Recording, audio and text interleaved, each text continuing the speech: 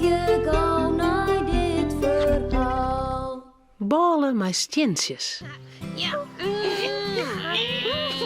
Janna Joe is hier bij Romke en Tomke. Het is mooi waar en ze wordt je boeten in de tuin. Daar komt Cornelia. Tomke en Janne. Wil je een stukje bal en een glas melk? Ik wil chips en ranja.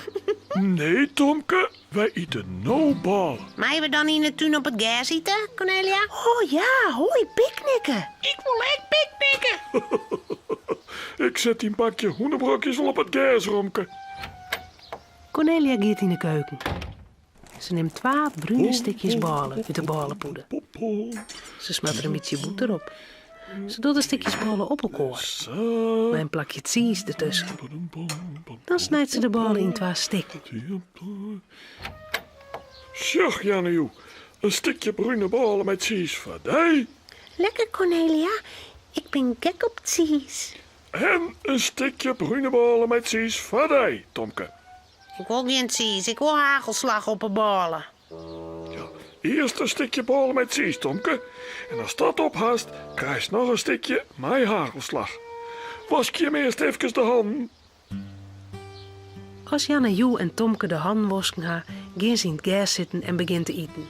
Cornelia verdwijnt weer naar de keuken. Romke zit ernaast, mij zijn bakje met brokjes. Janne Joe neemt een grote hap van haar ballen. Jemma, lekkere ballen, Tomke.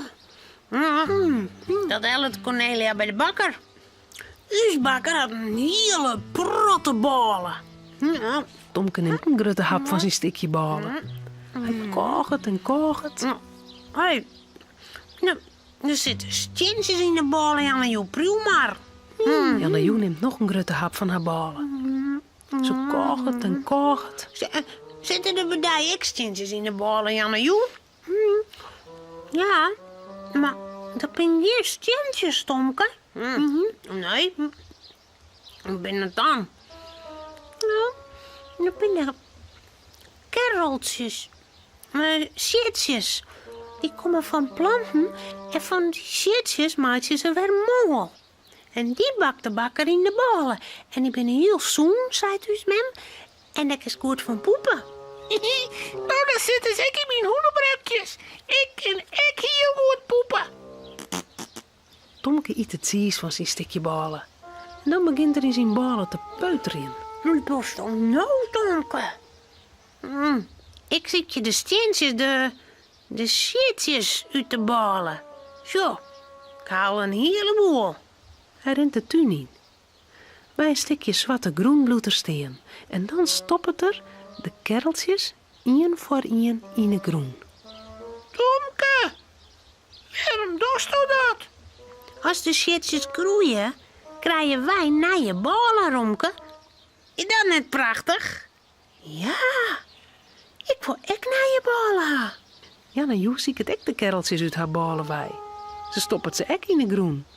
Aan de kant, want je hebt de boenenbrokjes. Dan kunnen die echt groeien. Cornelia komt de tuin in met 2 bekers molken. Heer, wat shot ze daar? Wat doet ze daar in die zwarte modder? En wat shot die ballen eruit? En ze poer zwarte handen. Hé, wat doe je nou? Wat ga je met de ballen doen? Dan stop je de kereltjes van de ballen in de groen. Ja, dan krijgen we nieuwe ballen. En nieuwe hoenderbrokjes. Oh. Wat mat ik nou met Jim? In het tuin kun je nieuwe ballen groeien. En heb je brokjes. Die kereltjes in de ballen binnen om op te eten. Dat is volkorenballen. Ze binnen net om in de tuin te stapjen. Krijgen we nou een stuk ballen met hagelslag? Ja, als je me eerst die vieze modderhanden waskje. En beloven de stikken ballen mij alle kereltjes op te eten. En ze net in de grond te stapjen. En dat beloven ze. Geloof. Oh. Romke, Cornelia en Tomke zullen sliepen. Het verhaaltje is nou uit. Voordat ze op haar bedje kroepen, jouwen ze die nog gauw een tuut.